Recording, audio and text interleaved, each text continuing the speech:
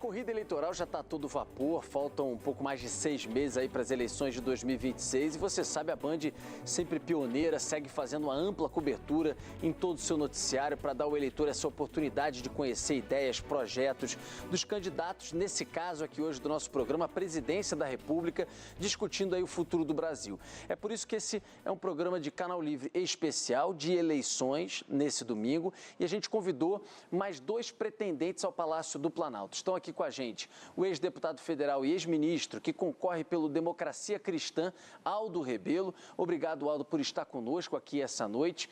E também o fundador do MBL e pré-candidato pelo Missão, Renan Santos. Também agradeço, Renan, por aceitar nosso convite e estar aqui com a gente no programa, me acompanhando nessa entrevista, os jornalistas Fernando Mitre e Thaís Freitas. Antes de começar perguntas, eu queria de novo lembrar que isso não é um debate, a gente não vai ter réplica, tréplica, um para lá, 1 minuto e meio para cá, ficar contando tempo. A gente não tem essas amarras ainda da legislação eleitoral, mas claro que a gente vai aqui monitorando um pouco de tempo, esse equilíbrio, para que os candidatos, aí, os pré-candidatos possam apresentar as ideias. Eu, por ordem alfabética, eu vou começar pelo Aldo Rebelo aqui. Aldo, primeira pergunta, olhando para uma proposta de campanha, que 2, 3 propostas, ideias o senhor colocaria como prioritárias num governo do senhor à presidência da República? Boa noite. Boa noite. Boa noite, Renan. Boa noite, Mitre. Boa noite, Thaís. Boa noite. O que eu penso é o seguinte, vamos fazer um diagnóstico. O Brasil é um país rico, o Brasil não é um país pobre, mas o Brasil é um país interditado institucionalmente. O problema do Brasil não é de recursos, de investimento. O problema do Brasil é um bloqueio institucional. O Brasil é bloqueado pelas instituições e pelas corporações, Ministério Público, IBAMA, FUNAI, ICMBio, o Ministério do Meio Ambiente, Juizado de Primeiro Grau. É uma sucessão de bloqueios que param o país. E esse diagnóstico já traz a solução. É você desinterditar o Brasil a partir do enfrentamento da primeira corporação a interditar o país, que é o Supremo Tribunal Federal. Nós temos uma ferrovia parada há 6 anos por uma decisão monocrática de um juiz do Supremo que provavelmente nem saiba onde fica essa ferrovia, que é a Ferrogrão, lá de Sinop até Miritituba. Então você tem que remover esses bloqueios. Você tem que criar uma autoridade única de licenciamento no país e substituir essa série de instituições que podem parar o país. Você tem que tirar do IBAMA o poder de demarcar a unidade de conservação. Você tem que tirar da FUNAI o poder de demarcar a terra indígena. Eles podem continuar fazendo os seus pareceres. Agora, outra autoridade vai ter que tomar essa decisão porque essas corporações não têm demonstrado equilíbrio para tomar essas posições. Então, em resumo, é o Brasil rico, que tem a maior fronteira mineral do mundo, que tem a maior fronteira de energia do mundo, que tem a maior fronteira de biodiversidade do mundo, que tem a maior fronteira de agropecuária e de agroindústria do mundo, para falar em 4 fronteiras. O Brasil é um país olhado com ambição, como as terras raras, por exemplo, que interessam ao americano, ao chinês, à Alemanha, a todo mundo.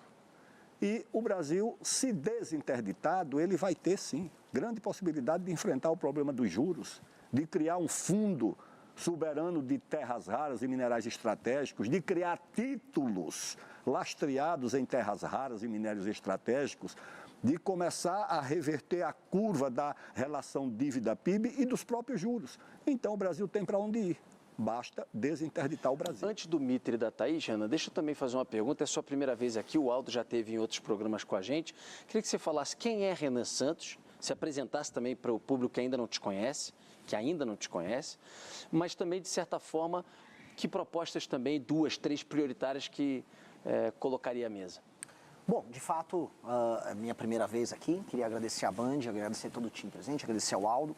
Bom, meu nome é Renan Santos, tenho 42 anos, nasci em São Paulo, sou de uma família de classe média, sou um dos fundadores do Movimento Brasil Livre, participei das manifestações que redundaram na queda da Dilma Rousseff, lutei, à época, pelo apoio à Operação Lava Jato, que depois foi demonstrada, vamos dizer, como uma operação útil no combate à corrupção, mas que foi desmontada a posteriori pelo senhor Jair Bolsonaro, sua família e o STF.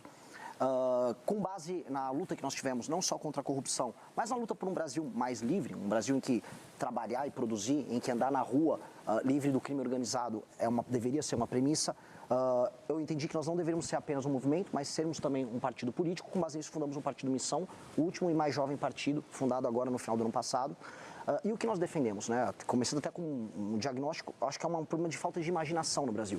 O brasileiro, ele perdeu tanto a esperança em si próprio, que a gente sequer consegue se imaginar como o que nós deveríamos ser, que é uma das 5 maiores nações do mundo. O Brasil nasceu para ser uma das 5 maiores nações do mundo. E o objetivo nosso, até por isso o nome do nosso partido é Missão, é em 30 anos colocar o Brasil na mesa com China, Rússia, Estados Unidos e Índia, determinando o que é importante no mundo. Nós temos território, nós temos população, nós temos recursos, e o que nos falta na prática é imaginação. E aí as propostas dentro dessa imaginação: devolver o território do brasileiro aos brasileiros, retirar o crime organizado das áreas que ele hoje ocupa, fazer uma reforma fiscal acompanhada de uma reforma de competitividade para permitir que empresas se instalem no Brasil e que o brasileiro tenha a possibilidade de ganhar dinheiro, gerar empregos de maneira livre. Fazer uma reforma, que eu chamo de lei de responsabilidade gerencial, que torne os prefeitos, de fato, amigos de políticas públicas que funcionem e não como meros administradores de emenda, como acontece em todo o Brasil e mantém regiões inteiras do Brasil. Eu visitei o Maranhão para ver isso, como um lugar que trata o povo como animal, administra emenda apenas para fazer desvio, mantendo um IDH baixíssimo. Então, esses desafios, esses 3 que eu elenquei, são os desafios que um mandato nosso, caso aconteça, vai mudar o destino do Brasil. A gente pode colocar aí uma questão específica e concreta e muito grave, que é a questão fiscal. A pergunta que eu faço aos dois é exatamente essa: que passos podem ser dados visando uma disciplina fiscal que permita que os juros comecem a cair? Porque o Brasil vive esse drama, as empresas vivem isso, os consumidores estão endividados. Por quê? Tem o juro e atrás do juro tem a questão fiscal. Que posições objetivas os senhores têm para combater objetivamente isso? Eu começo, Aldo? Eu acho que a gente tem que começar com uma reforma fiscal na área da despesa. Nós temos, a experiência internacional demonstra que o controle de gastos no longo prazo, ele cria regimes fiscais mais funcionais e que conseguem segurar a curva da dívida. O nosso deputado federal, Ken Kataguiri, ele produziu uma PEC junto com os deputados que faz um controle justamente dessas despesas e que é muito enfática e é muito rígida. Essa reforma, ela endereça não só privilégio do judiciário, mas endereça questões como, por exemplo, indexações que envolvem BPC e aposentadoria, renúncias fiscais de lobbies poderosíssimos. Essas renúncias fiscais têm um impacto fiscal gigantesco. Ela endereça questões que envolvem a reforma da Previdência e certos privilégios que existem dentro do regime previdenciário brasileiro e que, caso passe, uma expectativa de em 10 anos você ter uma economia na casa dos 3,3 trilhões. Lógico que todo o Brasil, toda reforma tem algum tipo de mitigação, né? Mas se a gente falar em 3,3 trilhões, a gente fala num controle, nessa curva galopante da dívida que a gente tem, e aí a gente passa a falar em redução de taxa Selic, maior espaço discricionário para investimento por parte da Presidência da República, que hoje não tem basicamente espaço para investir, para gastar, e aí sim a gente começa a falar de juros que fazem com que o empreendedor e o cidadão possam, investir mais na produção e o outro consumir mais. E aí a gente começa a endereçar outros problemas brasileiros importantes. Aldo. O país vive aquilo que os economistas chamam de voo de galinha, que é o voo curto e o voo baixo. O atual governo tem 2 políticas econômicas. Uma é aumentar a despesa e a outra é aumentar imposto para pagar despesa em ano eleitoral. Política de crescimento o governo não tem. O país tem crescimento sofrível, porque não tem como um país crescer com taxa de juros de 15%, que é a taxa oficial, a taxa real no banco é mais do que 20%. E com uma relação de investimento do PIB de 16% do PIB. Você olha para a China, é 3% de juros e 40% de taxa de investimento. Eu acho que o Brasil tem como reduzir despesa, e é preciso reduzir. Não é fácil, porque agora o Supremo acabou de dizer que o teto do judiciário é de 76 ou 78 mil reais, com a antecipação de quinquênio e outros benefícios para o judiciário. Então, eu creio, diferente do que acha o Renan, que o primeiro passo é fazer o ajuste pela receita. O país começar a crescer, remover os obstáculos ao crescimento do país, remover os obstáculos criados pelo Supremo, criados pelo Ministério Público, criados pelo IBAMA, criados pela FUNAI, criados pelo juiz de primeiro grau. Você olha num país que a Vale do Rio Doce tem 70 bilhões de reais autorizados de investimento. esperando licenciamento. Outras empresas privadas têm 300 bilhões esperando licenciamento. É claro que se você remove esses obstáculos, você vai ter um choque de investimento privado que pode fazer o país voltar a crescer e aí o Estado pode ter recursos. Então você tem que combinar a redução de despesa onde isso for possível e necessário com uma política de ajuste fiscal pela receita, que é o que o Brasil abandonou praticamente.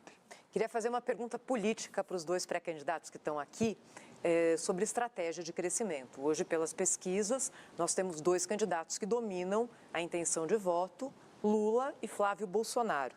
Então, queria ouvir de vocês qual é a estratégia que vocês têm de crescimento e aí você mais específica. Perguntar para o Renan como você espera roubar votos mais à direita de Flávio Bolsonaro, já que me parece que para o eleitor do PT é um pouco mais difícil entrar. E para o ex-ministro Aldo Rebelo, pedir para o senhor começar respondendo, o senhor teve a sua carreira política ligada à esquerda e ao PCdoB. Em que momento o senhor se desencantou com a esquerda e como hoje o senhor vai se posicionar para tentar melhorar a sua intenção de voto? O senhor acha que o senhor pode conquistar pessoas que, como o senhor, se desencantaram com a esquerda? O senhor acha que o senhor tem entrada na direita? Queria ter essa leitura.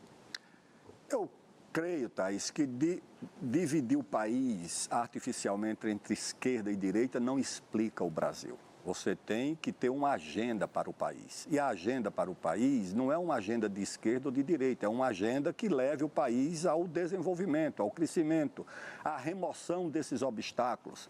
Além do que, o país está, de certa forma, exausto pela disputa de caráter ideológico que não explica nada para o Brasil, apenas beneficia os grupos que acham que pode sobreviver desse tipo de disputa. Então, o que eu tenho é uma agenda para o Brasil, essa agenda interessa ao investidor, ao empresário, interessa à classe média, interessa ao trabalhador, porque o desenvolvimento interessa a todo mundo.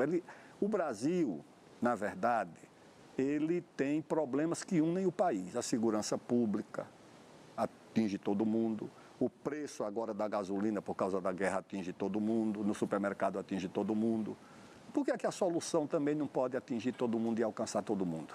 Eu acho que a solução começa por você abrir o país para o investimento, para a retomada do crescimento e criar no país um sopro de esperança, porque a esperança é uma força mobilizadora, disciplinadora que o Brasil está perdendo.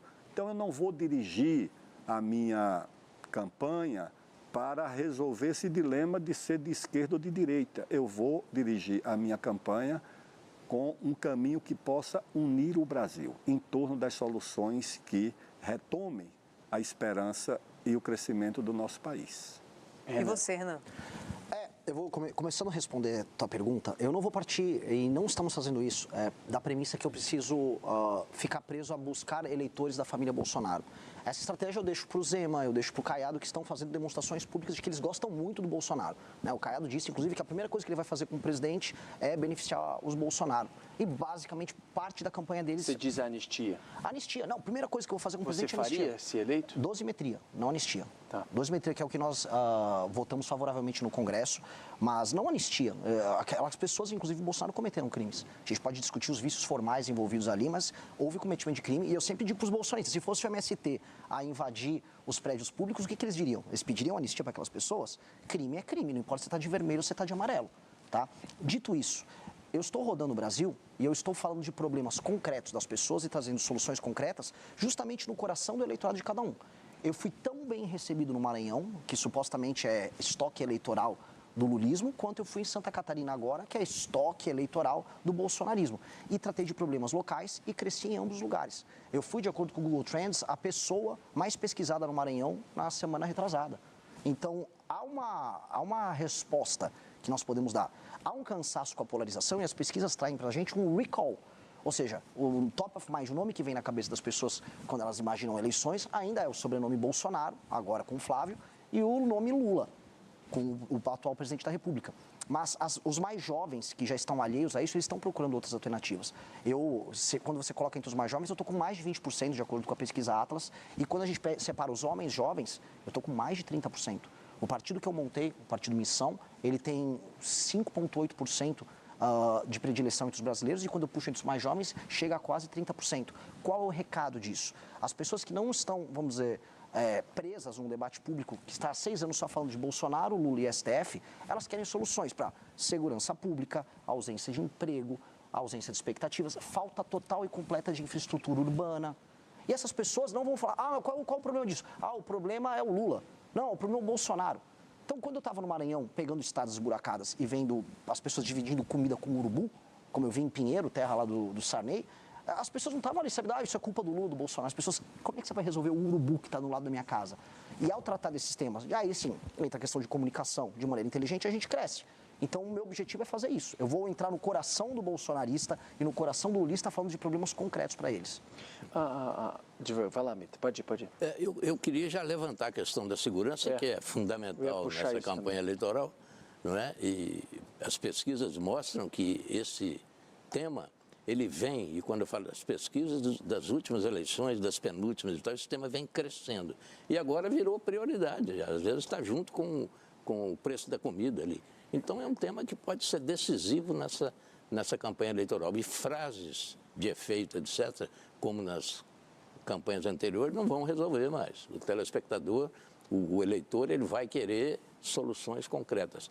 Eu queria saber, primeiro perguntando ao Renan o seguinte, é preciso que haja um combate organizado e integrado contra o crime organizado, que está mais do que integrado, organizado, etc., as forças legais não estão fragmentadas, tem aí um projeto aí que não uniu o país, não uniu as lideranças políticas e muito menos os governos, e sem essa integração, esse combate não terá resultado positivo.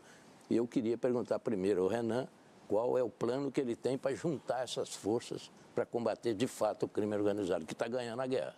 Muito bem observado, Mitri, eles estão ganhando a guerra e eles estão ganhando por WO, porque o outro lado não responde. E essa é a reclamação de todas as forças policiais. Nós dispomos de meios de ação para derrotar o crime organizado no campo de batalha, por exemplo, mas o Estado não consegue passar as leis penais e leis de processo penal, as leis de execuções penais também, de modo ao combate ser eficiente. Às vezes o policial relata, prendi um rapaz, ou prendi às vezes um menor de idade, um assaltante de celular, e ele está na rua novamente. Logo em seguida, houve aquela operação no Rio de Janeiro que foi tão comentada e logo em seguida o Comando Vermelho permaneceu com o controle sobre o morro. A questão é, a gente tem que dividir. Há 2 tipos de ocupação territorial e institucional feitas pelas facções. A ocupação horizontal, que é sobre território, que é o estilo do Comando Vermelho, e a vertical, que é institucional, feita pelo PCC. Uma demanda forças policiais e inclusive participação das Forças Armadas quando necessário, de maneira auxiliar.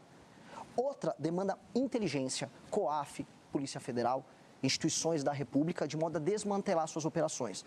E nós temos que saber usar isso de maneira inteligente. E fora isso, nós temos que fazer, é o que eu estou defendendo já há pelo menos 1 ano e meio, quase 2 anos, trazer para o Brasil a ideia do direito penal do inimigo, que é qualificar de maneira especial pessoas que fazem parte dessas organizações criminosas que não reconhecem a autoridade do Estado como inimigos do Estado brasileiro e a lei para elas funcionar de maneira diferente. Isso é um instituto que vai permitir que as forças policiais e as forças de justiça nossa tratem estes inimigos do Estado, que são as facções criminosas, como eles precisam ser tratados. Porque hoje eles se utilizam de direitos e prerrogativas de modo a basicamente se manterem alheios à mão pesada que o Estado tem que ter para enfrentar eles e manter milhões de brasileiros num regime paralelo, num Estado paralelo, que retira destes brasileiros seus direitos humanos. Renan, isso que você está falando, quanto se aproxima, por exemplo, do modelo de segurança pública de El Salvador, que é tão comentado hoje em dia? A gente teve em El Salvador, no ano de 2024, a gente conheceu, a gente viu de perto como é que é o modelo de funcionamento deles, e ele aplicou algo similar, que é o entendimento de que as facções, os grupos criminosos, que a gente pode qualificar como terrorista, aí é uma questão de nomenclatura, eles estão atentando contra o Estado de Direito e, portanto, o Estado de Direito ele tem que ser instrumentalizado com todas as ferramentas para retirar determinadas prerrogativas desses caras, dessas lideranças do crime organizado e colocá-los rapidamente na cadeia. Ele estabeleceu um regime especial, eles chamam lá de regime de exceção, e com base nisso ele desmantelou todo o crime organizado em El Salvador e tornou El Salvador o país mais seguro das Américas.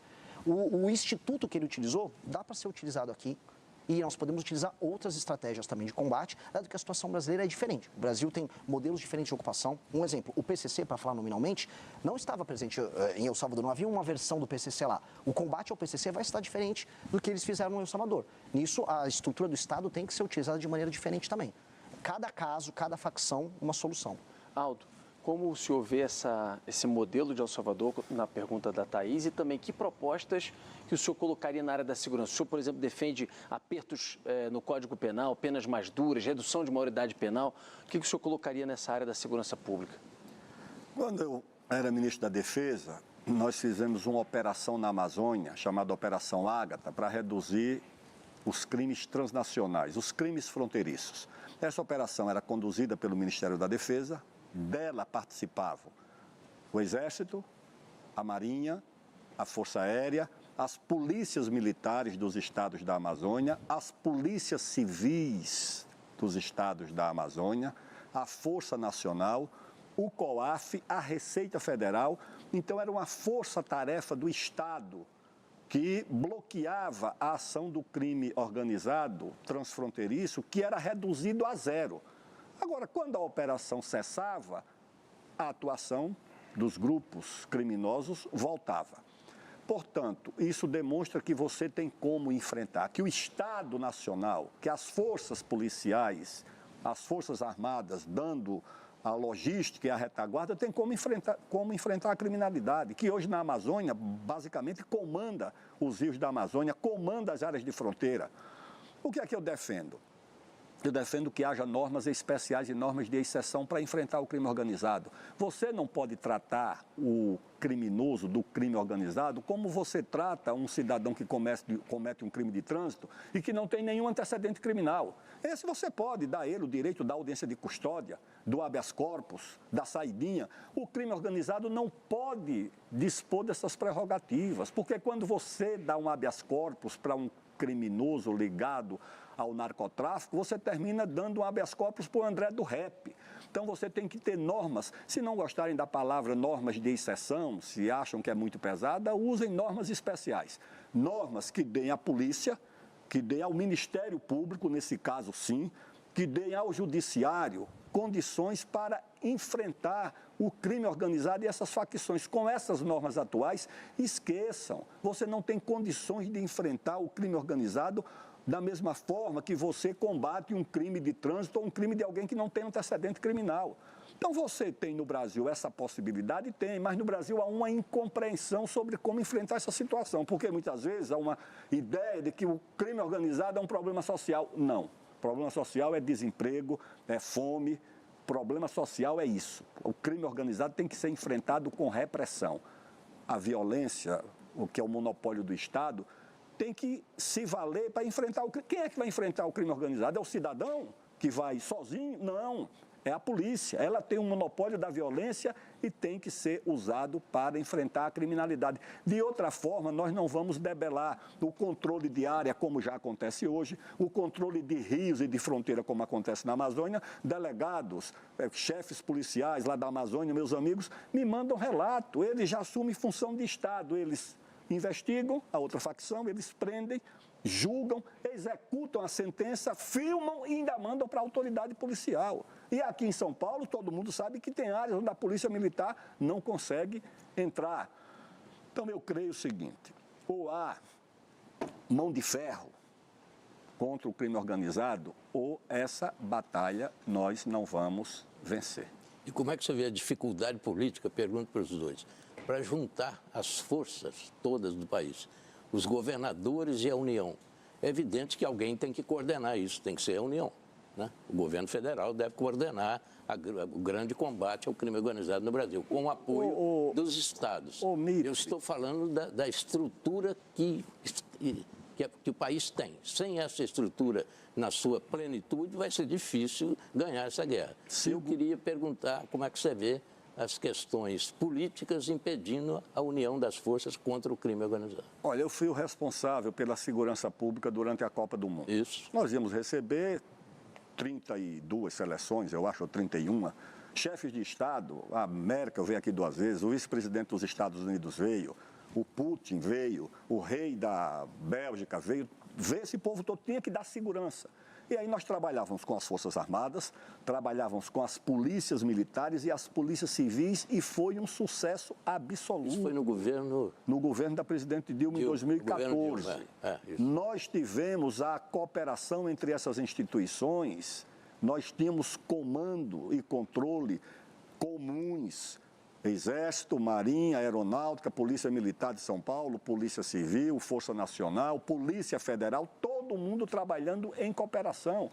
E nós conseguimos dar conta. Agora, segurança é um tipo de serviço que é intensivo em recursos humanos e em equipamentos. Você tem que ter equipamentos modernos. Inteligência. O equipamento é principalmente para inteligência. Se você não dispõe disso, você vai exigir que um policial militar com um colete vencido, que não tem um radar, que não tem o equipamento de vigilância. Não. E o Brasil, infelizmente, eu vi hoje no jornal a notícia de que o orçamento de segurança pública do governo federal foi menor do que o orçamento de propaganda, de publicidade. Não sei se corresponde, mas foi a notícia que eu li.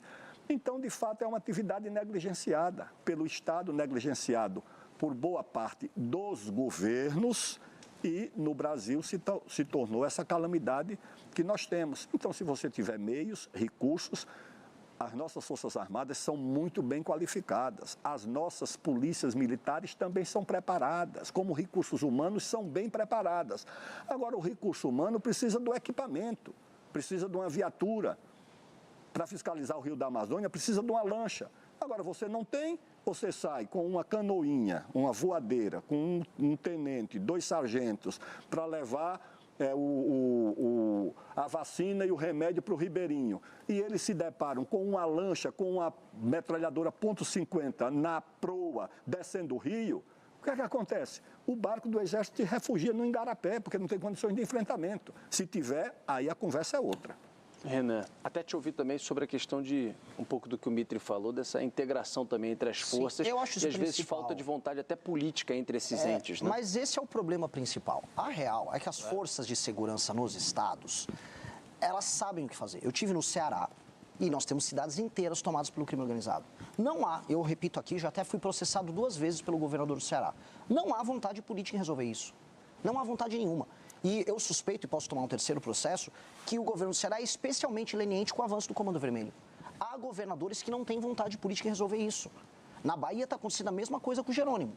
As forças policiais lá, elas reclamam, olha, eu quero fazer, nós sabemos onde há a área tomada pelo crime organizado, nós dispomos de forças, não é difícil trocar o tiro, resolver, não é difícil recuperar aquela área, mas nós não podemos fazer nada. Não há o comando, não há vontade. Uma das coisas mais absurdas que eu vi no Ceará foi, durante a tomada de uma cidade, Santa Quitéria, estavam discutindo o programa Pena Justa, que ia soltar mais bandidos, porque as cadeias não estavam supostamente em condições desejáveis para aqueles bandidos. Então, o que o presidente da República tem que fazer é, se eu eleito como presidente de maneira bem clara, o tema que me elegeu foi a destruição do crime organizado. Eu estou há 2 anos falando isso. Vai ser uma eleição plebiscitária. O cara que resolveu eleger Renan Santos, ele resolveu me eleger também, e muito por conta disso. Então, chegando lá, os estados que não decidirem cooperar, dado que estamos falando na tomada de espaços do território brasileiro, nós vamos fazer um estado de defesa específico nesses estados e municípios. A cooperação precisa acontecer. E eu já aviso alguns estados. Ceará precisa. Quer outro estado? Bahia precisa. As pessoas falam muito do Rio de Janeiro, mas o estado do Ceará tem uma situação muito pior do que a carioca. O Rio de Janeiro é um exemplo bizarro em muitos termos, mas às vezes ele fica anedótico. A situação, o número de mortes para cada 100 mil habitantes no Ceará... Os índices são piores. Muito piores. Talvez o número de áreas de domínio Exato. Seja esse número maior. Mais fragmentado. O Rio de Janeiro é mais balcanizado, é uma facção aqui, outra tirando ali do prédio um no outro. Mas o caso no Ceará, você está falando de tomadas monopolistas por conta do Comando Vermelho e facções auxiliares. Se o governo está parado, ora, o governo tem que ser ou substituído, aí as pessoas vão votar em outro governo, ou quando nós chegamos ao poder, se eles decidirem não cooperar, vamos fazer um estado de defesa específico, por um tempo específico, para que nós retomemos esses territórios. E só nas áreas específicas. Tem até aquelas pessoas que falam, mas e a democracia? Não existe democracia em Santa Quitéria, no Ceará. Eu vou fazer um estado de defesa e vou utilizar as forças policiais e, se necessário, as forças de segurança nacionais, as forças armadas, para fazer essas operações. Ponto. Vamos recuperar esses territórios e aí entregar direitos humanos para as pessoas que precisam. Da maneira como está, eu volto a colocar, existem governadores que estão cooperando direto ou indiretamente com o avanço do crime. E isso precisa acabar. Deixa eu só pegar o gancho. Paulo, fala, em Santa Quitéria, que ele está aqui citando, que é o caso do Ceará, existe urânio. Uma mina de urânio e fosfato há 30 anos esperando licenciamento. É urânio e fosfato, o país importa fosfato, tem fosfato lá em Santa Quitéria esperando licenciamento. IBAMA, não sei se FUNAI está metida, Ministério Público, estão interditando Santa Quitéria. Isso aí poderia gerar riqueza para a cidade, para o Estado e para o Brasil. Está lá parado. Exato. É mais fácil o Comando Vermelho fazer uma bomba suja com urânio do que a gente produzir fertilizante para nossa agricultura. Essa é a piada nacional que a gente está vivendo. Aliás, é uma piada nacional. O Jornal da Band essa semana vai fazer reportagens com o Valtano de Oliveira mostrando essa questão dos fertilizantes, o quanto que o Brasil, que é o celeiro aí para o mundo, não consegue, é dependente 90% de importação de fertilizantes e anda a passo de tartaruga, dependente, como na situação agora de guerra, do fertilizante de fora. Deixa eu só pegar o gancho sobre o que dizia agora há pouco em questão de segurança pública, o Aldo Rebelo, de falta de investimentos. Aldo, o senhor foi ministro da Defesa, queria ouvir depois também o Renan. O senhor viveu de perto a situação das Forças Armadas. Hoje as Forças Armadas reclamam muito de falta de recursos. O mundo há 20 anos, quando você tinha uma ordem global com ONU e etc., se imaginava que, olha, tudo bem, vai ser difícil alguém entrar aqui, invadir. Terras raras estão em discussão, o Brasil é a segunda maior reserva do mundo, temos a Amazônia Azul. Então, essa discussão não estava tão latente. Diante de um presidente, agora Donald Trump, que entrou para prender Maduro, que agora está fazendo o que está fazendo naquela região do Oriente Médio e tudo mais, a gente se depara, por exemplo, com a informação de que o Brasil não tem defesa aérea. O Brasil não tem defesa aérea. Se ele quiser fazer o que ele fez, o Trump, com o Maduro, entra aqui adoidado. Inclusive, o Lula teria chamado a reunião com o ministro da Defesa também, com o Múcio e com o chefe das Forças Armadas, para falar sobre esse assunto. Qual a sua visão sobre um projeto de defesa para o Brasil diante desse mundo que a gente está vivendo? Depois queria ouvir o Renan também sobre isso. Em primeiro lugar, é preciso reconhecer que, em matéria de recursos humanos, as nossas Forças Armadas estão entre as mais preparadas do mundo. Os nossos pilotos são excepcionais. Os nossos submarinistas assombram nas manobras que envolvem outros países. Os nossos submarinistas são muito bons. Os nossos fuzileiros navais, os nossos paraquedistas, nossas forças especiais são muito bem formadas. Agora, não basta você ter o soldado bem formado, você precisa do equipamento. Como é que você vai colocar um piloto formado, com muito rigor no Brasil, para pilotar o quê? O submarinista precisa do submarino. Os gripes estão chegando, né? Aqueles caças, mas é pouco ainda para uma escala muito pequena do que nós precisamos. Rodolfo, nós temos 17 mil quilômetros de fronteira. Só com a Bolívia, a nossa fronteira é maior do que a fronteira dos Estados Unidos com o México. Mas, ministro, o senhor vê espaço no orçamento e até do ponto de vista político para se criar o clima para um grande investimento na área militar? Sim, senhora. Sim, senhora. Quando eu era ministro da Defesa e ministro da Ciência e Tecnologia um pouco antes, contratei uma grande economista inglesa ou americana, doutora Mariana Mazzucato, para estudar o investimento, a inovação na área de defesa. E todo investimento na área de defesa, em inovação, em indústria de defesa, ele é dual, ele tem também aplicação civil, como os Estados Unidos fazem lá. Mais da metade do orçamento de ciência, tecnologia e inovação dos Estados Unidos é para a área de defesa. E do investimento que é a área de defesa sai uma internet e sai todos esses produtos, esses aplicativos que estão por aí. Então o Brasil tem condições. Tem que tomar providências imediatas. Quando eu era ministro da Defesa, arrumei um terreno lá no Maranhão para a instalação da 2ª esquadra. O Brasil tem uma esquadra localizada aqui no Rio de Janeiro. O Brasil tem uma base de submarinos no Rio de Janeiro. Está muito longe da Amazônia. A Marinha acha que nós podemos criar uma linha de bloqueio entre Natal e Dakar, militarizar Fernando de Noronha como uma âncora para a Marinha em caso de emergência.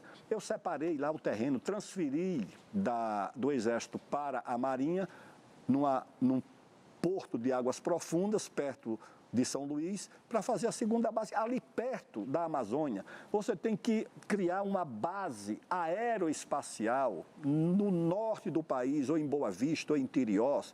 Você tem que multiplicar os pelotões de fronteira. Você tem que multiplicar os tiros de guerras indígenas. Tem que envolver as populações indígenas, na Amazônia principalmente, criar núcleos de preparação de oficiais da reserva. Existem, né? Existem núcleos indígenas do Exército. Mas muito poucos perto do que nós precisamos. Você tem um aqui e passa 1.000 quilômetros, 1.200 para você ter o próximo. Você tem que criar muito mais. Por quê? Porque você incorpora a população indígena e os seus idiomas na área de defesa do Brasil. É isso que nós precisamos fazer. Eu acho que nós negligenciamos, porque é caro você colocar uma esquadra em funcionamento, uma hora de voo de um caça, é 20, 30 mil dólares pelo menos. É isso que custa. Mas você precisa disso, porque o país não é respeitado, não é levado a sério, se ele, pelo seu tamanho, não trata a defesa de forma compatível com as suas responsabilidades, que é diferente do Uruguai, é diferente da Guiana. O Brasil é um continente, tem 4 milhões de quilômetros quadrados de áreas jurisdicionais no mar. Deixa eu ouvir o Renan. Renan, por favor. De maneira clara, eu me sinto, dadas as devidas proporções, como o Churchill pré-Segunda Guerra avisando, olha, vai dar ruim, aquele cara do bigodinho está avançando aqui, avançou nos Sudetos, vai dar ruim. O mundo está indo para um clima de guerra fria e que está cada vez mais quente. E as principais nações dispõem de tecnologias que a gente nem tem ideia na área militar. Pouca gente acompanhou e pouca gente cobriu no Brasil o que foi o manifesto da Palantir, que é a principal empresa de tecnologia militar hoje dos Estados Unidos. São técnicas de guerra, técnicas de cybermilitares, drones, estratégias das mais diversas que o Brasil nem sequer possui ferramentas para iniciar esse enfrentamento. Alguns dizem que até teriam usado isso na invasão lá para pegar o Maduro. Sim. Aliás, os relatos dos militares venezuelanos são assustadores. Olha, eu nunca vi o tipo de técnica que foi utilizada aqui. Nós não temos hoje condições de defender o nosso próprio território num conflito. Só que o nosso território é cobiçado. Como você colocou na sua pergunta inicial, nós dispomos das terras raras, de recursos naturais, água, território, solo fértil, e nós somos um terreno em disputa. A China estava tentando fazer sua ocupação geopolítica aqui na América Latina e os Estados Unidos nos veem como reserva estratégica. Então nós estaremos no meio desse conflito. E é um conflito que vai chegar para as Américas e nós temos, por necessidade, se quisermos manter o nosso território de dimensões imperiais, continentais, temos como necessidade nacionalista manter o nosso país íntegro, se defendendo usando o que há de melhor em técnica. E nós temos uma oportunidade que, assim, foi nos dada por Deus, que foram as terras raras. Boa parte dos equipamentos militares de última geração, a indústria de semicondutores, os drones, esses equipamentos necessitam das terras raras. E nós estamos discutindo agora para quem a gente vai vender a terra rara. Nós temos que ter uma agenda de competitividade, ter, como ela trouxe, um espaço fiscal, por isso que eu falo muito de reforma fiscal na área da despesa. Tem que ter uma reforma fiscal na área da despesa para sobrar dinheiro para a gente fazer os investimentos corretos e, com base nisso, negociar com os Estados Unidos ou com a China, ou quem for, não só a produção das terras raras e a exportação delas, mas trazer a indústria de semicondutores, trazer a indústria bélica, fazer acordos de transferência de tecnologia e aí a gente começar a construir uma indústria de defesa de alta capacidade para que o Brasil possa se preparar para o mundo novo que vem aí. Esse mundo novo que vem aí não vai ter o Brasil só como um espectador. A nossa estratégia de sobrevivência nesse mundo é diferente. O pacto, como você colocou, pacto pós-Segunda Guerra Mundial, o multilateralismo, os organismos internacionais, tudo isso estão sendo relativizados. A gente está vendo isso na Ucrânia, viu na Venezuela, vai ver provavelmente em Taiwan. E nós temos que agora estar pronto para esse mundo. Esse mundo é um mundo que pode ser muito cruel com o Brasil. Renan, eu preciso chamar aqui o nosso intervalo, mas só para complementar uma questão, a Thaís perguntou sobre como também subsidiar isso, né? Esse aumento de investimento em defesa.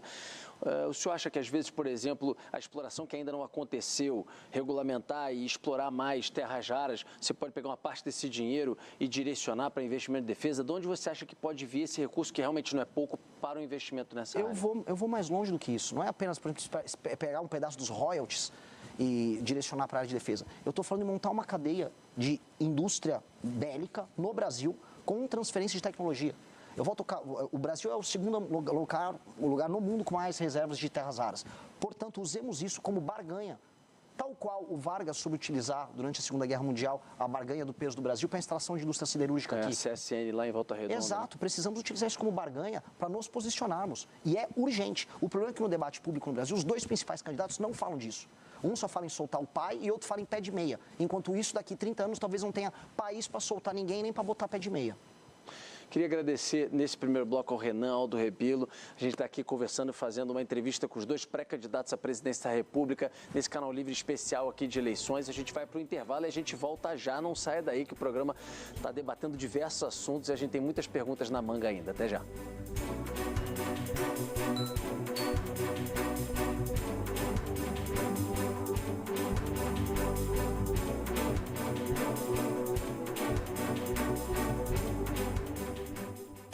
Aqui na Band News TV, você tem mais do que a notícia. Tem a análise dos fatos.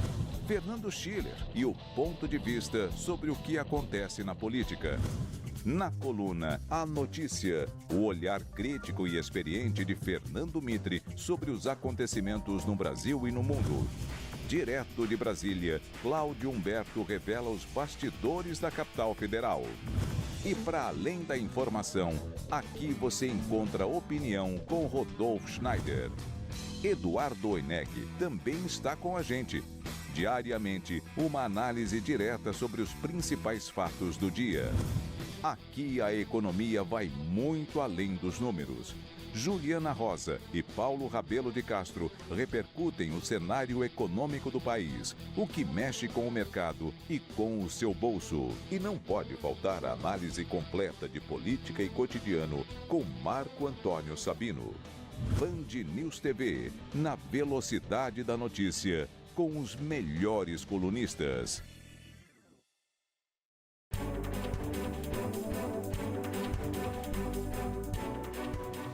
Nós estamos de volta com o Canal Livre, essa noite recebendo os pré-candidatos à presidência Renan Santos e Aldo Rebelo aqui no nosso programa. A gente começa esse bloco com a pergunta do Mitre. Vamos lá, Mitre. O Brasil hoje está discutindo aí algumas matérias, que já estão fazendo parte do dia a dia do Congresso, né? Uma delas é essa redução das horas de trabalho, esse projeto que está aí. Um projeto que eu até...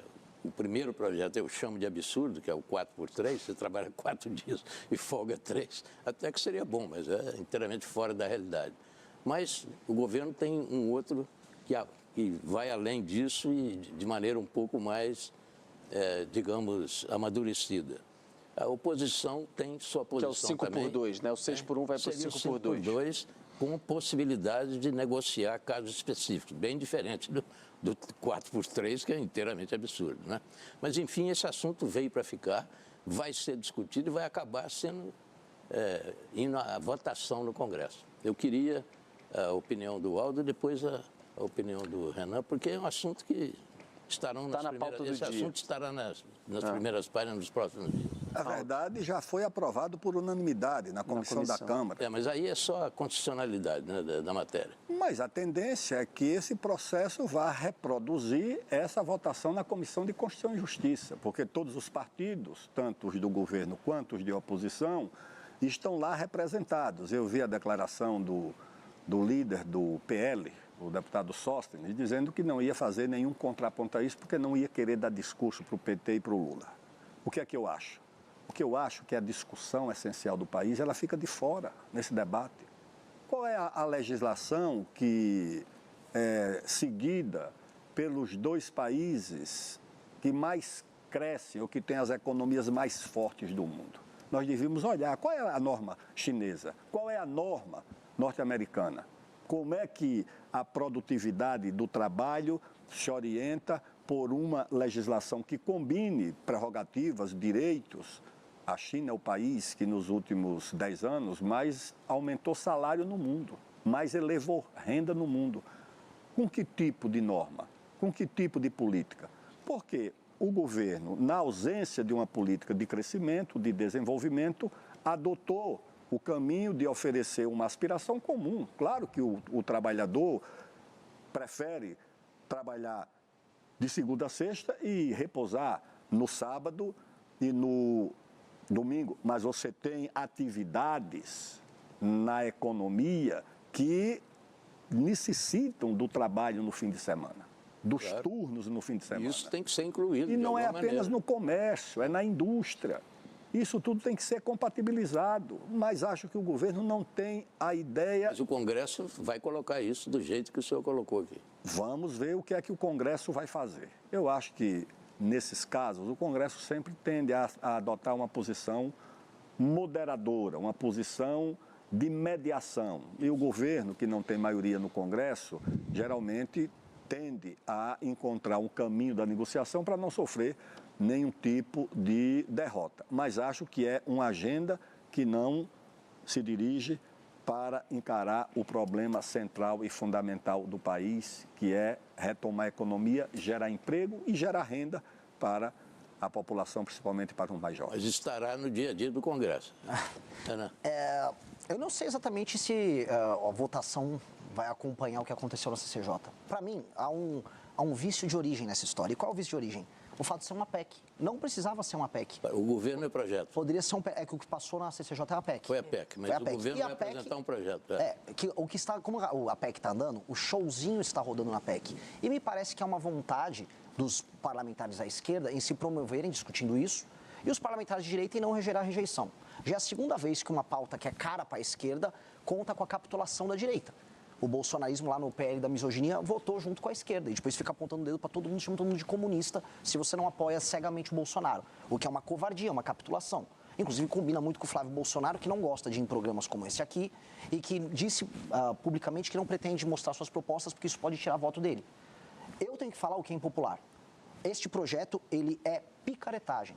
E é picaretagem para pegar, especialmente trabalhadores urbanos que gastam boa parte do seu dia no trânsito. E é uma pessoa que sai de uma periferia e vai trabalhar no centro aqui em São Paulo, demora 2 horas. Perde 2 horas para ir, 2 horas para voltar.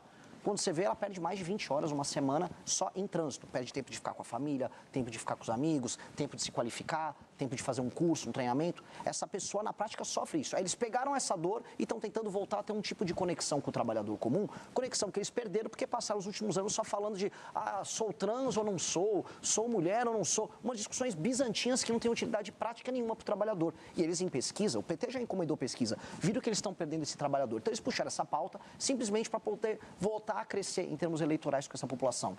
Eu concordo com o Aldo no aspecto de que nós temos que acompanhar as legislações internacionais que estão funcionando, e não só dos Estados Unidos e da China. A gente está perdendo nas cadeias globais de produção espaço para o Vietnã, para a Índia, e a Índia está num acelerado processo de industrialização. E quando acompanha as leis trabalhistas em todos esses lugares, elas são muito mais flexíveis. O que eu preciso avisar para o trabalhador brasileiro é, você precisa de flexibilidade para fazer seus contratos e o seu trabalho, como acontece nessas outras nações, em que a renda do trabalhador aumenta e o trabalho formal aumenta. Aqui o trabalho formal diminui e a renda do trabalhador está apertada.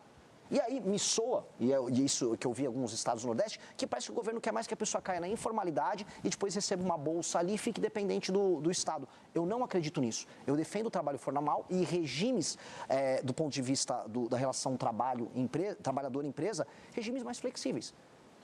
Contratar uma pessoa, demitir uma pessoa, não tem que ser esse drama todo, como não é nas nações desenvolvidas em desenvolvimento. Mas no Brasil é sempre esse drama. E aí sempre quando você tem um drama, aparece um populista no meio, tentando tirar voto em cima do sofrimento das pessoas. Não acredito, e diferente da direita bolsonarista, nós vamos nos opor publicamente ao projeto. Deixa eu colocar um outro assunto aqui na roda, que está todo dia no noticiário. Aliás, a gente brinca, né? Eu participo do Jornal Gente, na Rádio Bandeirantes, na Band News TV, que há alguns anos não houve edição do jornal em que a sigla STF não tenha sido pronunciada. Mas se eu olhar para trás, há 20, 30 anos, o que se falava do Supremo? Nada, nada. Ninguém sabia, às vezes, nem falar do ministro, isso, né? Nada. Quem compõe, quem gosta do azul, do amarelo. Hoje a gente sabe tudo. Queria ouvir, então, os 2 pré-candidatos aqui no Canal Livre sobre isso. Papel do Supremo, se vocês acham que há hoje algum tipo de disfunção no equilíbrio entre os 3 poderes e, caso vocês cheguem à presidência da República, o que é que está na mão do Poder Executivo para resolver um problema, se ele existir, no entender de vocês? Deixa eu começar com o Renan. Bom, a partir de 2012, quando a gente está discutindo embargos infringentes, ali a discussão sobre mensalão, a gente começa a ouvir falar do STF. E hoje, né, estamos em 2026, ano de Copa, a gente sabe os 11 do STF, mas não sabe os 11 que vão estar na seleção brasileira. E, na verdade, o Xandão e o Neymar são os objetos de polêmica nacional. Mas, a real, o Supremo tem que voltar para sua caixinha. E a caixinha é uma caixinha que ele trata de temas abstratos ligados a discussões sobre constitucionalidade de temas nacionais, e não como última instância de processo. O Supremo brasileiro recebe coisa de 8 mil processos. A Suprema Corte Americana, 50. E eu nem concordo com o modelo da Suprema Corte Americana, que trabalha, às vezes, como, vamos dizer, última instância. Eu acho que o nosso modelo tem que ser de discussões que envolvam, olha, isso aqui é um direito fundamental, não, essa lei que passou, esse direito, é só isso. Atualmente é uma banca de negócios, atualmente é uma entidade que cruza todas as linhas possíveis, seja junto ao Legislativo, seja junto ao Poder Executivo. Atualmente é um instrumento autoritário dos seus pares e ele precisa ser combatido. Essa semana a gente viu um show de horrores do ministro Gilmar Mendes. E olha, ele é reputado como o ministro mais inteligente ali, estudou na Alemanha, fala alemão. É o decano. Tá passando vergonha. Agora deu um presente pro Zema. Para o Romeu Zema, adversário de vocês. O Zema fez um videozinho lá de IA e ele pirou com o vídeo. Isso é de uma insanidade. O que ele fez com o senador Alessandro Vieira, isso não é normal. Mesma coisa com o Alexandre de Moraes. E aí, quando pegam as coisas indecorosas, as participações no escândalo do Banco Master, eles ficam fingindo de louco. O Alexandre de Moraes, mentira, aquele contrato com a minha esposa não existiu. Como não existiu? Aí depois o COAF pega, não, teve 80 milhões ali que foram depositados. Ah, então existiu. Ah, não, eu nunca vi ele. Aí depois pegaram, não, ele teve em Trancoso. Perigosíssimo estar em Trancoso com um Vorcaro numa festa, né? Mas ele teve em Trancoso. O que tem que acontecer com essas pessoas? Primeiro, tem que chegar um presidente da República que não tenha rabo preso, como foi o caso do Bolsonaro e como é o caso do Lula, e chegar lá e endereçar o tema do impeachment de ministros do STF e uma reforma que acabe com as decisões monocráticas, como acontece no Brasil. 83% das matérias que chegam lá são resolvidas com decisões monocráticas. Estabelecer um prazo máximo para os pedidos de vista que acontecem ali. Proibir de maneira peremptória. Esse prazo já tem, são 80 dias agora. Mas assim, Demorou. O problema é que não são cumpridos e quem deveria fiscalizar eles não fiscaliza, que são eles próprios, que é essas loucuras que acontecem. Outra coisa, os escritórios de advocacia ligados a parentes. Outra coisa, o tal do foro Código privilegiado. de conduta. O código, é que é uma discussão que está rolando ali. Eu acho essencial o código de conduta e isso inclui também a impossibilidade de escritórios de advocacia ligados a familiares. O outro ponto que eu acho que também é importante, ela não ser a corte que cuida do tal foro privilegiado. Hoje, sejamos honestos, deputados e senadores não falam sobre o assunto e não vão tocar impeachment de ministro do STF, como, aliás, o Flávio Bolsonaro não vai tocar, porque ele tem rabo preso com o Gilmar Mendes e com o Dias Toffoli, deve favor para eles, porque está todo mundo na mão dos caras. Precisamos criar uma corte específica que vai cuidar especificamente desses casos. E ainda tem outro tema, que é caro também para o ministro Aldo, que é o caso das ONGs que fazem lobby junto, vamos falar os nomes, com Rede de Sustentabilidade, com o PSOL, que chegam lá e ficam brecando obras, parando projetos que passam. Vocês vão ver, podem aguardar, a tentativa de sabotagem ao licenciamento ambiental que a gente vai ver nos próximos meses. Vão tentar sabotar o licenciamento ambiental que vai botar um monte de obra para andar no Brasil, simplesmente porque sim. Porque tem uma agenda internacional financiada com ONGs tocadas e financiadas por nossos concorrentes internacionais que vão tentar usar o STF para sabotar o país. Não podemos deixar. Eu, como presidente da República, não deixarei. E nós temos que ter, vamos dizer, uma política que empodere agora o Executivo, porque as pessoas votam no presidente da República, e que recoloque o STF nas suas funções naturais. O Legislativo também, e aí peço para as pessoas votarem direito esse ano, né? Não tem que ter palhaços, tem que ter pessoas corajosas e probas para tocar esse assunto de maneira inteligente. É isso que eu clamo para a população brasileira. Agora, aí tem uma questão fundamental, que seria a reforma política. A nossa representação política no Brasil é inteiramente equivocada. Ela não representa o que deveria representar. Há alguns projetos muito bons que estão perdidos por lá, propondo voto distrital, sistema misto, como na Alemanha, propondo voto em lista. E isso deve voltar agora. Eu queria saber a opinião de vocês. Voto distrital, vai? Não vai? O voto atual, ele funciona? Claro que não funciona. Vocês concordam com isso? E depois vamos falar também da mudança total da relação executivo-legislativa. Mas deixa eu só também ouvir senão o Aldo não vai perder essa oportunidade de falar sobre o Supremo e aí ele emenda sobre o modelo político brasileiro, de ouvir o Aldo também sobre o STF e o papel. O problema é que nós vivemos no país um processo de insegurança jurídica que tornou-se insegurança institucional. A segurança institucional é porque não há limite na relação entre os poderes, já que o Supremo tornou-se o poder dos poderes. Ele subtrai atribuições do Executivo, ele subtrai atribuições do Legislativo. E o que eu posso dizer, em resumo, é o seguinte: com essa circunstância, com esse Supremo, o Brasil é ingovernável. O presidente Lula vai nomear agora, se nomear o doutor Messias, o 11º ministro do Supremo dos governos dele. Com mais 5 que foram nomeados pela presidente Dilma, são 16 ministros do Supremo do mesmo grupo político. Qualquer presidente da República que tente confrontar essa orientação, o PSOL, uma ONG, entra no Supremo e a decisão é revogada. Como é que suspenderam a Ferrogrão? O ferrogrão é uma ação de uma ONG com um partido inexpressivo e o Ministério Público. Então, ou você confronta, e confronta não é com bravata, não é com ameaças, confronta institucionalmente essa relação, ou ninguém vai governar o Brasil. E tem que se fazer isso no dia 1º de janeiro, isso é inadiável.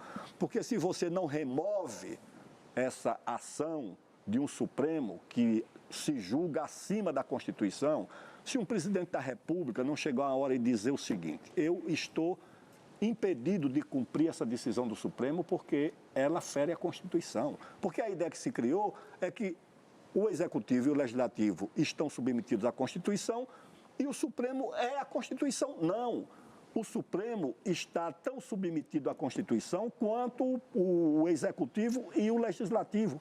Mas essa ideia não é a que prevalece no Brasil. Então, o primeiro passo é confrontar essa situação. Mas há uma gravidade nisso, né, ministro? Você acha que, em alguns casos, o Executivo poderia confrontar decisões da Suprema Corte? Sim, senhora, e deve fazer isso. Ou seja, se um ministro do Supremo diz ao presidente da República que ele não pode nomear fulano de tal para o ministério, como aconteceu com a presidente Dilma, como aconteceu com o presidente Michel Temer, ou como aconteceu com o presidente Bolsonaro no caso do delegado, ele não tem por que obedecer a uma decisão dessa. Ela é inconstitucional. A Constituição determina que nomear ministros é uma atribuição do presidente da República. Se ele vai nomear um ministro problemático, etc., ele vai responder por isso. Essa decisão não cabe ao Supremo. Infelizmente, é o que tem acontecido. O Supremo toma uma decisão sobre marco temporal, confrontando a própria Constituição, que está lá no artigo, acho que é o 231, dizendo que esse marco temporal existe. O Congresso toma uma outra decisão reafirmando o marco temporal. O Supremo toma uma outra decisão dizendo que não existe e você tem no país duas decisões conflitantes de dois poderes distintos sobre a mesma matéria. Isso é uma espécie de anarquia institucional, isso tem que ser enfrentado e resolvido, porque se você não começar pelo Supremo, você resolve dizer o seguinte: o Ministério Público não pode mais perseguir investidor, não pode mais perseguir, como faz hoje. O Supremo vai dizer não pode. O IBAMA não pode mais demarcar unidade de conservação, o Supremo vai dizer pode. A FUNAI não pode demarcar mais terra indígena onde não existe índio, como tem acontecido. O Supremo vai dizer pode. Então você tem que enfrentar, em primeiro lugar, essa corporação Supremo. Mas você prega o confronto puro e simples? Não estou pregando o confronto, não. Uma mudança de legislação. Isso aí, quer dizer, o Supremo toma uma decisão e o presidente da República diz não cumpro. Aí eu confronto. Como é que seria preparar o caminho para que se possa tomar essa atitude sem que seja um confronto institucional? O Supremo vai recuar do seu poder de mando sobre o país e decidir no lugar do presidente da República. Agora mesmo, o governo quebrado, porque o país quebrou, não vai quebrar em 2027, quebrou agora, o governo não tem dinheiro para as universidades, tem 50 universidades em greve, não tem dinheiro para botar o avião da FAB para voar, não tem dinheiro para botar as agências para funcionar, o Brasil está sofrendo um apagão. O que é que o governo faz? Contingenciamento dos recursos. Aí chegou um ministro e disse não, pode contingenciar tudo menos o dinheiro do Ministério Público. Então, o Ministério Público é mais importante do que a saúde, a educação, o transporte, a moradia, a segurança, a defesa. Aí chegou um outro ministro e disse, tudo bem, mas também não pode contingenciar os recursos da área de meio ambiente, os recursos do Ministério do Meio Ambiente. Isso é uma decisão do Executivo. A distribuição dos recursos, depois de votados no Congresso, no orçamento, isso é do Poder, não é do Supremo. O presidente da República tem que enfrentar essa situação. E ao invés dessa paralisia, dessa anarquia institucional, muitas vezes é melhor o confronto mesmo. E vamos ver o que acontece. Por quê? Porque isso que está acontecendo para o país. É isso o que não pode continuar. O Supremo Tribunal Federal é uma instituição importante, mas ela transformou-se numa instituição absolutamente protagonista de tudo. Eu fiz campanha de anistia, de constituinte, de liberdades democráticas. Eu não sabia o nome do ministro do Supremo. A anistia de 79 foi negociada entre o governo do presidente Figueiredo e o Congresso, com o país se mobilizando, comitês da anistia, mobilizações. Eu não vi um ministro do Supremo se pronunciar sobre isso. Isso foi uma coisa da política, do Congresso, do governo. Agora não, o Supremo quer decidir sobre tudo, se imiscuir sobre tudo, e isso gera a insegurança institucional. Ministro, hoje a gente sabe não claro. só o nome do ministro do Supremo, quanto o nome da mulher do ministro do Supremo, o nome do resort da família do ministro do Supremo, e aí vamos, né? Aí já E isso já gera puxando uma a coisa ficha. muito grave, para concluir, que é o seguinte: a separação entre o poder e a autoridade. O poder é concedido por uma norma. A Constituição concede poder ao ministro do Supremo, ao presidente da República, ao deputado, ao governador. A autoridade é concedida por uma biografia, por um tipo de comportamento. E nós, no Brasil, estamos assistindo o poder indo para um lado, mantido pela norma, pela lei, pela Constituição, mas a autoridade se esvaindo, principalmente onde ela deveria ser mais Rodolfo, eu Deixa queria eu que ele só... respondesse Sim, aquela pergunta minha. Sim, só para equilibrar a questão de tempo, vou pedir só para o Renan responder a questão de reforma política, se o senhor entende que voto distrital pode ser um caminho ou não, e aí eu vou contigo nessa resposta e a gente depois encaminha, que eu preciso equilibrar o tempo aqui. Não, perfeito. Posso até dar um pitaco, trazer um caso claro no que a gente está discutindo aqui? Esse tema do STF é muito importante. Não dá pra gente... Infelizmente, ele cobre muito espaço. Caso claro, eu estou falando muito. Dia 5 de janeiro, algumas áreas do Brasil que estão sob comando do crime, eu vou colocar em estado de defesa. Eu tenho certeza absoluta que vai vir uma ação do PSOL, o PSOL vai botar uma ação e vai vir um ministro que vai dar uma decisão monocrática barrando. Só que se o pedido do estado de defesa passa pelo processo legislativo certinho, obtive a maioria, conseguir, aí a decisão ilegal não se cumpre. E nós temos que estar prontos para ter um presidente da República que não obedeça uma decisão ilegal que venha do STF. Decisão ilegal não se cumpre. Inclusive, já não se cumpriu antes. Uma vez houve uma decisão do Marco Aurélio mandando afastar o Renan Calheiros, 2016. Renan Calheiros, com nenhuma qualidade moral, vamos deixar claro, falou não. Rolou o impasse e derrubaram. Que eu acho que está na hora de fazer isso. O Bolsonaro ficava comprando, a gente comprou muitos conflitos do período do Bolsonaro, em que ele ficava gritando, não gosto do Xandão. Aí depois chorava no telefone com o Xandão, como foi relatado, pediu ajuda para o Michel Temer. Não é assim que se resolve. Institucionalmente, você vai ter que dar um break. Porque o Supremo vai fazer o quê? Vai te dar um golpe de Estado? Nós precisamos falar, se o processo legislativo foi tocado através dos seus agentes devidamente constituídos, e se o presidente, devidamente constituído, entrou, vamos dizer, no cumprimento das suas atribuições com um projeto, isso tem que ser respeitado pelo STF. Não é porque eles querem discutir direitos humanos em Harvard que isso vai ser derrubado. Isso tem que ficar claro. O próximo presidente da República vai ter que lidar com esse problema. E a gente não vai poder fugir desse assunto. Indo para a questão da reforma política. Eu não acredito no voto distrital puro, porque o voto distrital puro no Brasil é apenas empoderamento do centrão. E a gente tem um modelo político através de emendas e cooptação que é um desastre. E a gente, quanto mais roda o Brasil, mais a gente vê que existe uma versão do voto distrital, que são os políticos que cooptam, vamos dizer, as prefeituras locais, distribuem emendas, compram o voto e se mantêm com suas famílias por muito tempo. A reforma que eu quero, estou chamando de lei de responsabilidade gerencial. É uma norma que altera a seguinte coisa: o sistema de incentivos para o funcionamento das prefeituras. E o foco tem que ser no prefeito. Um prefeito, hoje, ele ganha uma eleição fazendo um show do Wesley Safadão com a emenda do deputado aliado, e aí compra de voto puro e simples. Isso os municípios pequenos do Brasil funcionam assim, e a gente não pode fugir disso. Até porque não existe democracia na prática no Brasil. Um país em que tem compra de voto, a gente tem uma democracia nominal. As pessoas são cooptadas no período eleitoral, seja pela máquina pública, seja pela compra de votos, seja pelo Caixa 2, votam ali no grupo familiar e o jogo segue. Nós precisamos, então, fundir municípios, estabelecer critérios objetivos de avaliação dos prefeitos, de modo a um prefeito, se quiser participar de uma reeleição, ele vai ter que cumprir no mínimo. Se ele tem 10% de cobertura de esgoto naquele município, entrega, vamos supor, 20%. O IBGE, o IPE, órgãos podem trabalhar nisso. E estabelece esses critérios. Melhora no ranking do SAEB, melhora cobertura de esgoto, melhora índices ligados ao atendimento nas UBS, nos municípios. Obteve esses índices, participa da reeleição normalmente, pode até fazer seu show do Wesley Safadão. Não obteve esses índices, o prefeito tem que ter uma sanção. E a segunda coisa, que é super simples de resolver, o fundo partidário eleitoral no Brasil, que já é altíssimo, ele não tem que ser condicionado pelo número de tiriricas ou Nicolas Ferreiras ou Érica Hiltons que você elege no seu partido.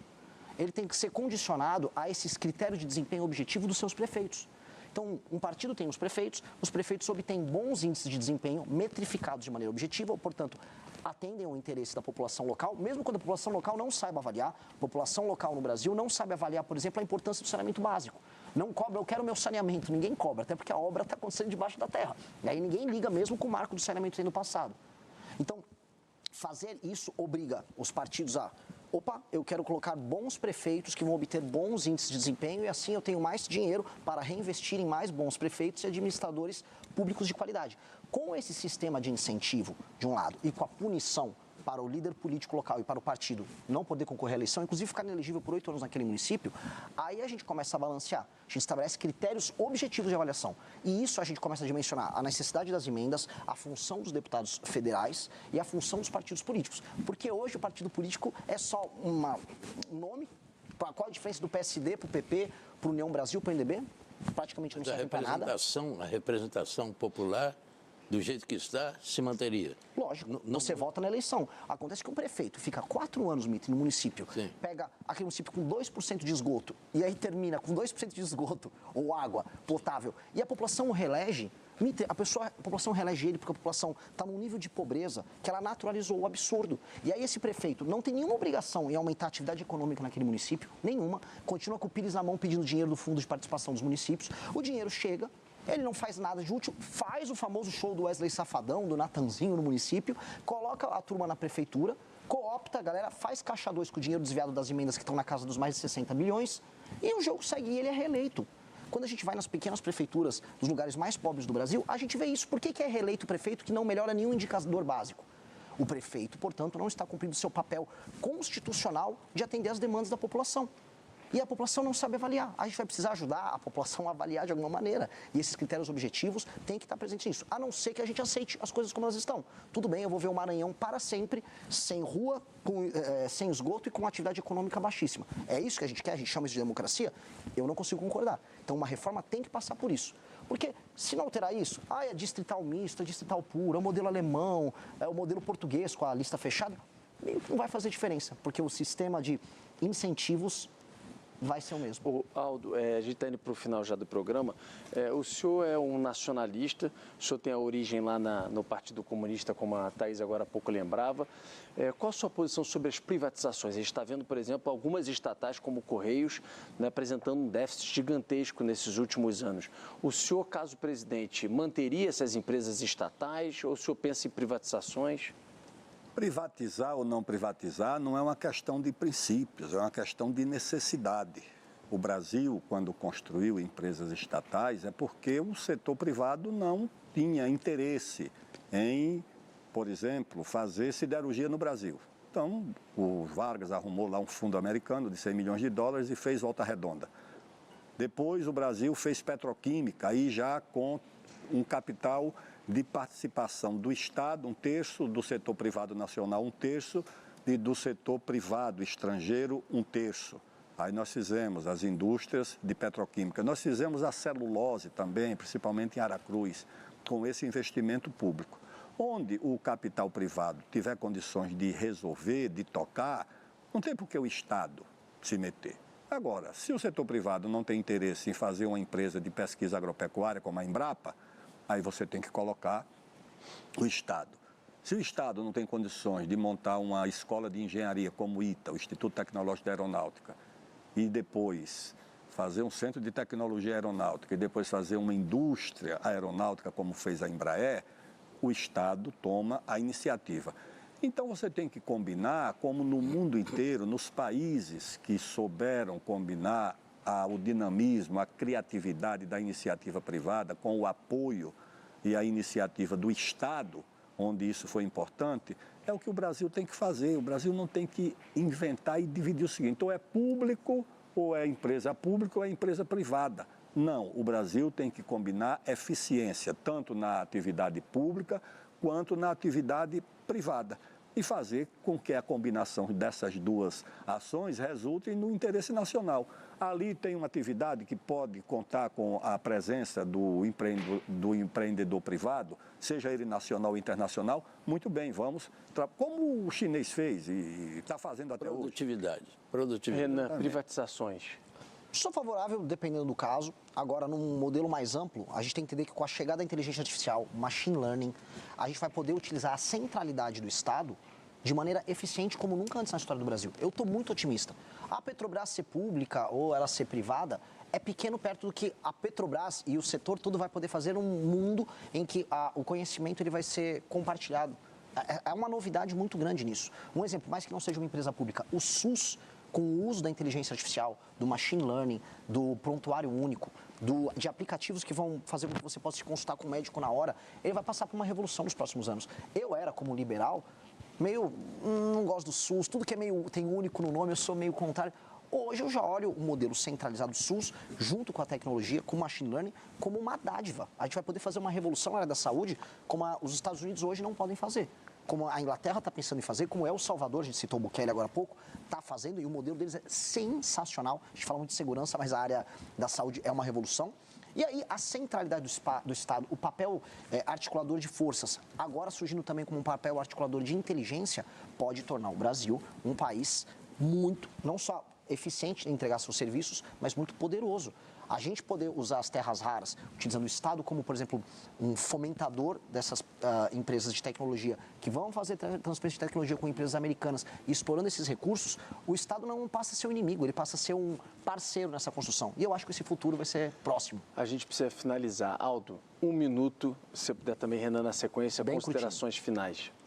Você tem uma ideia do que é o Brasil. Em 2015, eu era ministro da Defesa, tinha sido ministro da Ciência e Tecnologia, recebi um grupo grande de pesquisadores, ministros, alemães. Sabe no que eles estavam interessados? Em terras raras. Terras raras. 16 anos, nós vivíamos 11 anos, nós vivíamos uma situação de interesse do mundo por essas terras raras. O Brasil tem maiores reservas, o Brasil não tem prospecção nem conhecimento, 30%. A China já conhece tudo o que tem. Então o Brasil tem essa fronteira promissora. Ela pode, de fato, alavancar o Brasil. Daí vem o excedente que o Brasil pode se reindustrializar em alta tecnologia. Então nós devemos olhar para o país com otimismo, com confiança. O destino nos deu o que não deu ao mundo. O destino nos deu fronteira agrícola, fronteira mineral, fronteira de energia. Agora, as escolhas não ajudaram o Brasil. Então, vamos fazer com que, ao encontro do destino, venha uma escolha que faça o Brasil olhar para o futuro com esperança, que é o que nós precisamos. Renan. Bom, olhando aqui para o nosso espectador, está nessa câmera aqui, está nessa aqui, de maneira clara para o nosso espectador, disseram para você que o seu futuro é viver uma casa com muro, com medo de sair na rua porque pode ter seu celular tomado, tendo um emprego porcaria e assistindo as grandes coisas do mundo acontecerem em outros países. Estados Unidos, Japão, China, Coreia. Você aqui no Brasil é um espectador e no máximo torce para um time de futebol que hoje nem é tão competitivo. Pois bem, o Brasil pode ser glorioso. Você pode viver num país em que o bandido vai ser muito preso ou morto quando precisa. Você pode viver num país em que ganhar dinheiro não será um privilégio, mas será a regra. Você pode viver num país que será uma das 5 nações mais importantes do mundo. Você precisa ter imaginação, sonho e acreditar nas pessoas certas na hora certa. Não fique nessa história de Lula e Bolsonaro. Isso é o passado. O futuro e o presente já estão chegando. E o futuro, meu amigo, é glorioso. Aguardo você nessa aventura. Queria muito agradecer ao Aldo Rebelo, pré-candidato, também ao Renan Santos, pré-candidato também à presidência da República, pela presença aqui no Canal Livre. Até uma próxima oportunidade. Obrigado, até uma próxima. Agradecer ao Mitre, a Thaís e principalmente a você de casa pela audiência aqui no programa de hoje. Até semana que vem. Bom finzinho aí de domingo, boa semana. Tchau, tchau.